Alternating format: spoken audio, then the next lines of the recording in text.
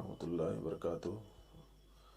अल्हम्दुलिल्लाह व अक़रबु अलैना मिन हब्लिल वरीद वस्सलातु वस्सलामु अला साहिबिल मक़ामिल हमीद व अला आलिहि व सहबिहि लहुल बुश्रा वल मज़ीद अम्मा बाद फ़अऊज़ु बिल्लाहि मिनश शैतानिर रजीम बिस्मिल्लाहिर रहमानिर रहीम।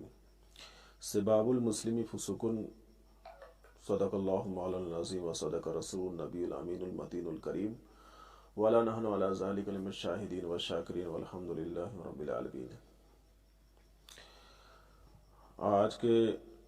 आज मैंने अपने खुतबे मसना में जिस हदीस की तिलावत की, हदीस पाक है, एक मुसलमान को मुसलमान भाई को गाली देने वाले को क्या कहते हैं। और इस हदीस के तहत कुछ बातें आप लोगों को सामने बयान करें। इससे पहले आप दुरूशी पढ़ लें। अल्लाहुम्मा सल्लि व सल्लिम अला मुहम्मदिन व अला आलि मुहम्मदिन व बिकुल्लि मालिमिन लक। अल्लाह के रसूल सल्लल्लाहु अलैहि वसल्लम ने फरमाया, सिबाबुल मुस्लिम फुसूकुन, मुस्लिम भाई को गाली देने वाला फासिक है। फासिक यानी मुसलमान की बहुत सारी किस्में हैं। मुसलमान बहुत तरह के होते हैं। मुसलमान मोमिन भी है, मुसलमान मुनाफिक भी है, और मुसलमान कभी कभी अपने अमल की वजह से फासिक भी हो जाता है। और मुसलमान मोमिन है तो ईमान अल्लाह, उसके रसूल, और जैसे कि ईमान मुफस्सल में है ना, आमन्तु बिल्लाहि व मलाइकतिही व कुतुबिही व रुसुलिही वल यौमिल आखिर वल क़द्रि खैरिही व शर्रिही मिनल्लाहि तआला वल बाअस बादल मौत। मेरा ईमान अल्लाह पर है, रसूल पर है, उसकी किताबों पर है, मरने के बाद उठने पर भी है, और तकदीर पर भी है, चाहे वो तकदीर अच्छा हो या बुरा हो, खैरिही व शर्रिही। अब ये अच्छा और बुरा किसकी जानिब से है? मिनल्लाहि ताला, अल्लाह ताला की जानिब से। तो इन बातों पर जो जिसका ईमान है वो मोमिन है। मगर मुनाफिक वो होता है कि जो जाहिरन आपको मोमिन होने का जाहिर करे, मगर अंदर में उसका कीना भरा हुआ है, या अंदर से वो उस चीज को नहीं मानने की तरफ है। तो जिसका जाहिर मुसलमान और बातिन मुसलमान होने में कमी हो, उसको क्या बोलते हैं? मुनाफिक बोलते हैं।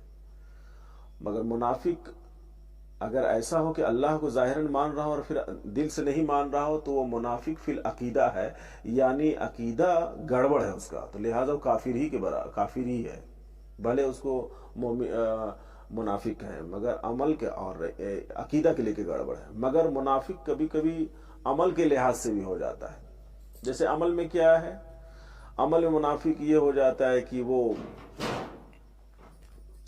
गाली गलौज, एक दूसरे से जलन और हसद, और बहुत सारी चीज़ों से क्या है जो इस्लाम में मना किया गया, उन चीज़ों की तरफ बढ़ने लगता है। जाहिर में तो जाहिर करता है कि हम हैं मुसलमान, मगर बातिन में उन चीज़ों को अपनाए हुए है, तो मुनाफिक है। तो अमल में है। मगर अकीदा में जो मुनाफिक होता है, समझिए वो काफिर ही है, भले उसको दूसरे लफ्ज़ में मुनाफिक कह रहे हैं।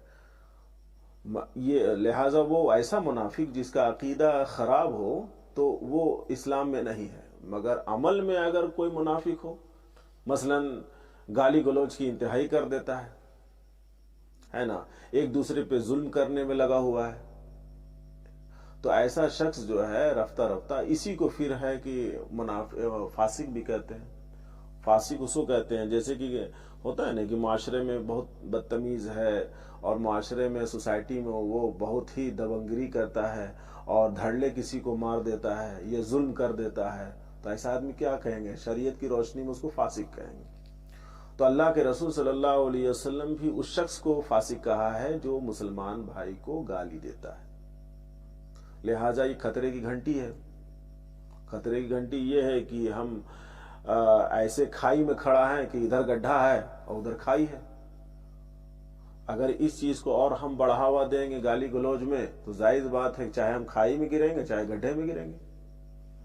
और खाई में गिरेंगे, गड्ढे में गिरेंगे, तो जायज बात है उसका ये मतलब है कि वो ईमान उसके हाथ से चला जाएगा, उसकी मौत होगी तो कुफ्र की हालत में होगी, वो काफिर होके मरे।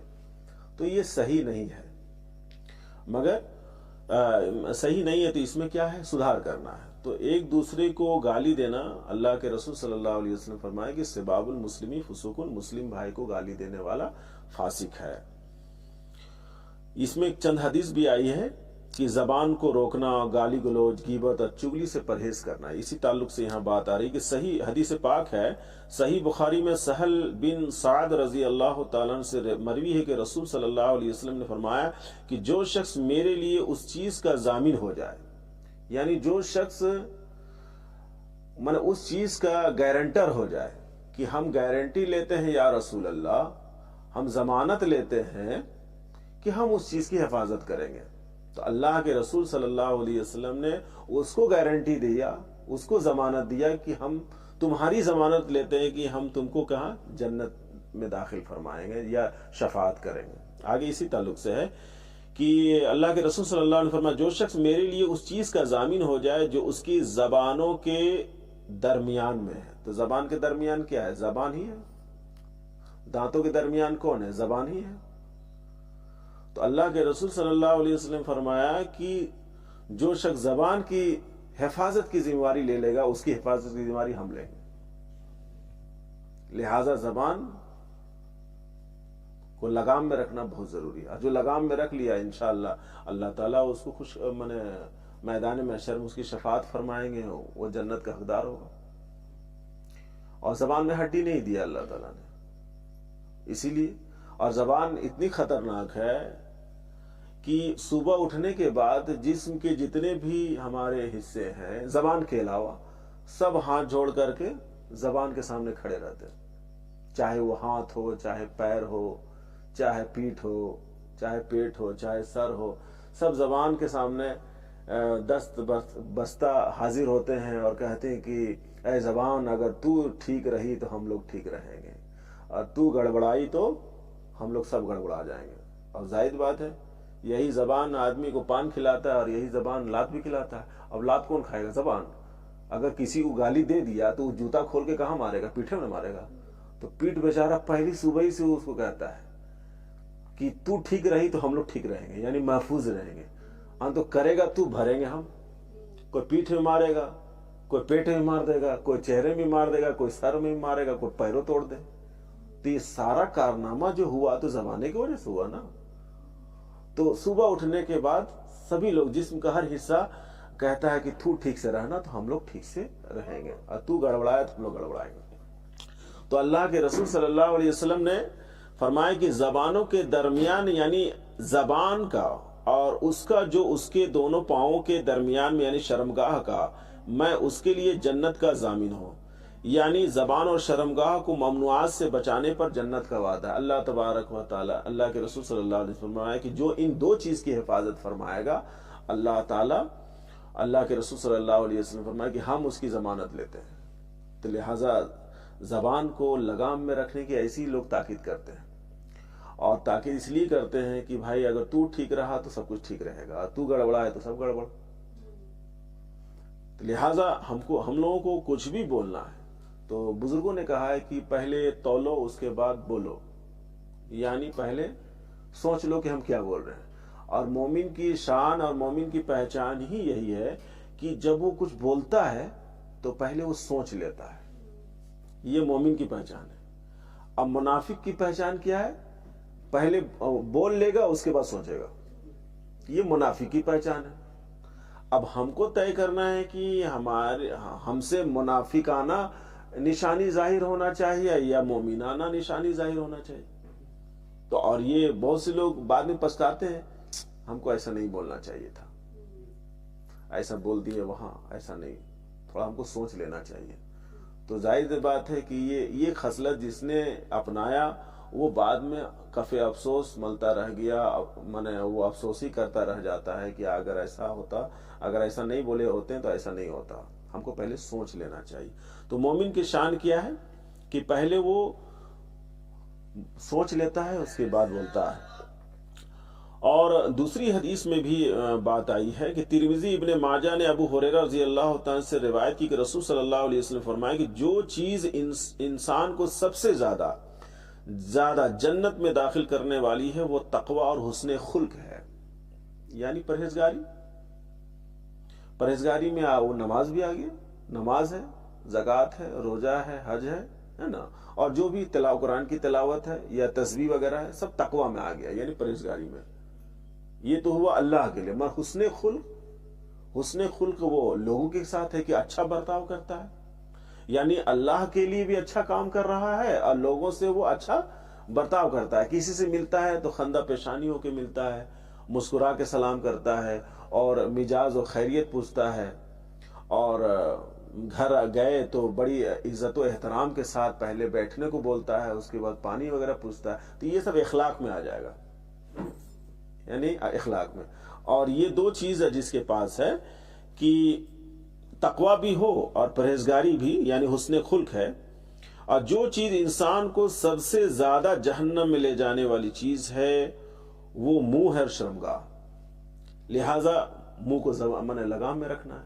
تو پہلی چیز ادھر جو بتائی گئی کہ جو جنت میں لے جانے والی چیز ہے وہ تقوی اور اچھا برتاؤ ہے. تو لہذا کوشش یہ کرنا چاہیے کہ ہم جہاں نماز پڑھ رہے ہیں وہ ہم اپنے بول چال پہ بھی غور کریں کہ ہم لوگوں کے ساتھ کیسا برتاؤ کرتے ہیں.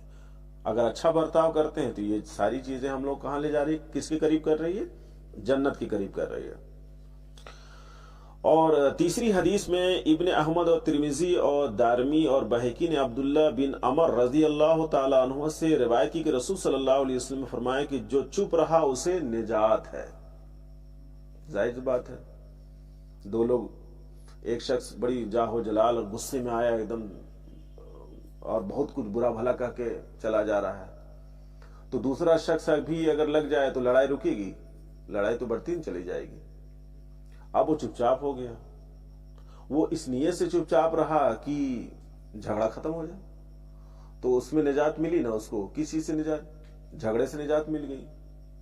جو اس حدیث پر عمل کیا، اللہ کے رسول نے فرمایا من سکت نجا، جو چپ رہا وہ نجات پایا. جو چپ رہا وہ نجات. اگر اس کے ساتھ لگ جائے تو بات بڑھے گی، ہو سکتا ہے خون خرابت پہ آ جائے، دست گریبان ہو جائے، نوک جھوک میں بھی آ جائے، پٹکا پٹکی میں بھی آ جائے.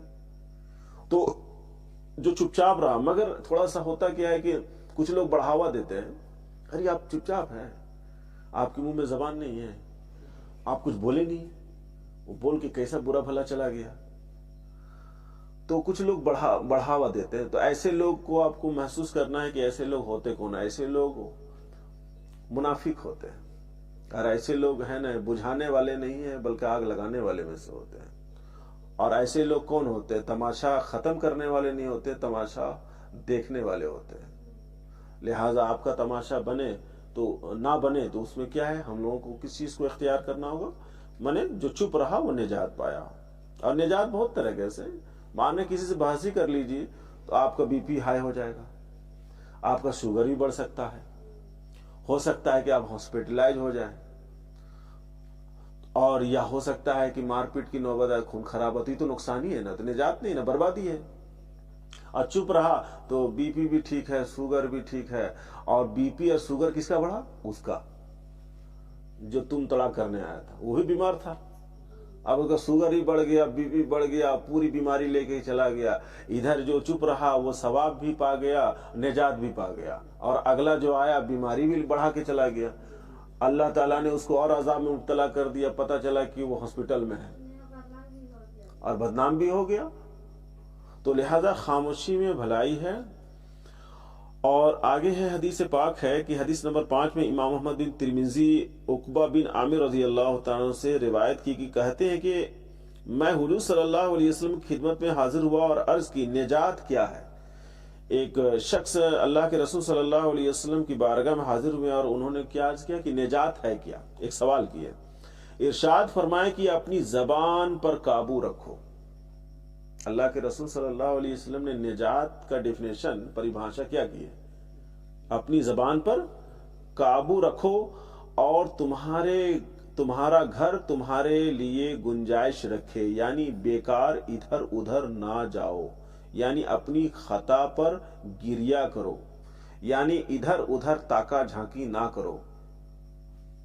ظاہر بات ہے اپنی زبان پر بھی قابو رکھنا یہ نجات ہے. اور ادھر ادھر بہت سے لوگ کو ہوتا ہے کام کہ فلانوا ایسا کیا، یا وہ فلانا یہ گناہ کر رہا ہے، وہ چگلی کر رہا ہے، وہ غیبت کر رہا ہے، پھر ادھر گیا تو ادھر وہ جوا کھیل رہا ہے، ادھر وہ شراب پی رہا ہے. یعنی ادھر ادھر نہ تاکہ جھانکی کریں، اور جو نہیں کرنے والا ہے تاکہ جھانکی وہ سمجھیے نجات اس کے لیے، اور جو تاکہ جھانکی کرتا ہے پوری زندگی وہ دوسرے کو دیکھتے رہ جاتا ہے، کبھی بھی اس کو فرصت نہیں ملی اپنے آپ کو دیکھنے کی۔ اور جو آدمی اپنے آپ کو نہیں دیکھ سکا وہ جنت دیکھ سکے گا؟ سوچنے والی بات ہے۔ پوری زندگی وہ دوسرے کو دیکھتا رہ گیا، وہ فلاں ایسا کر رہا ہے، فلاں ایسا کر رہا ہے، اور اس کو تھوڑی بھی فرصت نہیں ملی کہ ہم خطا کار ہیں، ہم سے بھی یہ غلطی ہوئی ہے، ہم کو بھی توبہ کرنا چاہیے، ہم کو بھی گریزاری کرنا چاہیے۔ تو اپنے آپ کو جو دیکھا، تو جو اپنے آپ کو دیکھ لیا وہ جنت دیکھے گا، اور جو پوری زندگی دوسرے کو دیکھتا رہ گیا تو دوسرے کو دیکھا تو کہاں جائے گا؟ جہنم میں جائے گا۔ اور اللہ تعالیٰ نے فرمایا ہے، قرآن میں موجود ہے، اللہ تعالیٰ کو پانے کے بہت سارے راستے ہیں، بہت سارے ہیں، یعنی پوری زندگی جتنا آپ سانس لیں گے نا اتنے راستہ، اس سے زیادہ کہیں راستہ ہے اللہ کو پانے کا، مگر ایک راستہ اللہ تعالیٰ اللہ کو پانے کا روٹ کیا ہے، انسان ہے۔ اللہ تعالیٰ نے قرآن شریف فرمایا کہ فی انفسکم افلا تبصرون، فی انفسکم افلا تبصرون، تم خود میں تم میں ہوں، افلا تبصرون، تو کیا تمہیں نہیں دکھتا ہے کیا؟ اللہ تعالیٰ فرماتا خود تم میں ہوں، کیا تمہیں کیا نہیں دکھتا ہے؟ تو اللہ تعالیٰ آپ کو بتا رہا ہے کہ خود تم میں ہوں اور کیا تمہیں دکھتا نہیں ہے؟ یعنی تم اپنے آپ میں غور کرو تو پتا چلا اللہ کو پانے کا راستہ خود انسان ہے، یعنی انسان اپنے آپ میں غور و فکر کرے۔ اور ایک حدیث میں ہے، من عرف نفسہ فقد عرف ربہ، جس نے خود کو پہچان لیا اس نے خدا کو پہچان لیا۔ مگر افسوس کی بات ہے کہ ہم دوسرے کو پہچاننے میں لگے رہتے ہیں، خود کو پہچان ہی نہیں پاتے ہیں، اور جو خود کو نہیں پہچان پائے وہ خدا کو کیا پہچان پائے گا؟ لہٰذا ضرورت اس بات کی ہے کہ یہ پوری چیز جو بتا رہے ہیں کہ اپنی زبان پر قابو رکھیں، تو یہ کیا ہے؟ اپنے آپ کو نا کنٹرول رکھنا ہے۔ تو اللہ کے رسول کیا فرمایا؟ خود کو تم قابو میں رکھو، پھر آگے ادھر ادھر مت جاؤ، ادھر ادھر تاکہ جھانکی نہ کرو کہ فلاں کیا کر رہا ہے، فلاں کیا کر رہا ہے۔ ایک تھے حضرت حسن بصری رضی اللہ تعالیٰ عنہ، ایک با کرامت اور با تقوی بزرگ گزرے حضرت حسن بصری رضی اللہ تعالیٰ۔ ان کا بڑا شور تھا، علم کا بھی، تقوی کا بھی، کرامت کا بھی، بزرگی کا بھی۔ تو ظاہر بات ہے ان سے ملنے والے بھی بڑے لوگ تھے اور ان سے جلنے والے بھی بہت سے لوگ تھے۔ تو ایک جلن خور آ گیا ان کی بارگاہ میں اور ان کی محفل میں بیٹھا ہوا تھا، اور اچانک اٹھ کے کہا کہ اے حسن بصری، سنتے ہیں کہ آپ بہت بڑے عالم ہیں، یعنی بہت زیادہ جانکار ہیں۔ تو انہوں نے کہا ہاں میں بہت بڑا عالم ہوں۔ تو وہ شخص لگا کہ یہ غرور اور گھمنڈ میں بول رہے ہیں۔ پھر اس شخص کو وہ تو جلن میں آیا تھا، حسد میں آیا تھا، کہتے کہ آپ بہت بڑے جاہل ہیں۔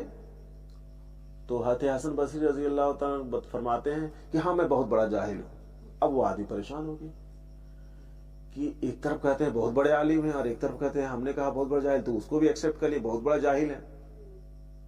تو وہ پریشان ہو کے کہا کہ اے حسن بصری رضی اللہ تعالیٰ عنہ کی آخر وجہ کہ آپ ایک ہیں اور دو چیز کیسے ہو سکتے ہیں؟